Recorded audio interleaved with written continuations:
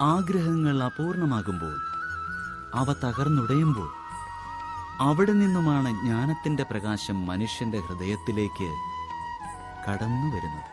അല്ല, ഇത് ആഗ്രഹങ്ങളാൽ ഉണ്ടാകുന്ന സംഘർഷങ്ങളുടെ കഥയല്ല. അത്യാഗ്രഹങ്ങളുടെ പുറകെ ഓടി രക്തച്ചൊരിച്ചിലുണ്ടാക്കിയ പഴയ കഥയുടെ പുനരാവർത്തനവുമല്ല. ഈ കഥ ഇച്ഛകളുടെ ഗർഭത്തിൽ നിന്നും സംജാതമാകുന്ന ജ്ഞാനത്തിന്റെ കഥയാണ്.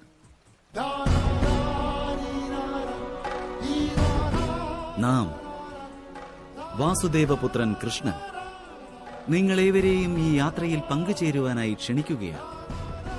ജീവിതത്തിന്റെ മർമ്മം മനസ്സിലാക്കുവിൻ, മനുഷ്യന്റെ ധർമ്മം മനസ്സിലാക്കുവിൻ, ചെളിയിൽ നിന്നും ഉയർത്തെഴുന്നേറ്റ് കമലമാകുവാനുള്ള കർമ്മം മനസ്സിലാക്കുവിൻ. നമ്മുടെ ഈ യാത്രയുടെ പേരാണ് മഹാഭാരതം.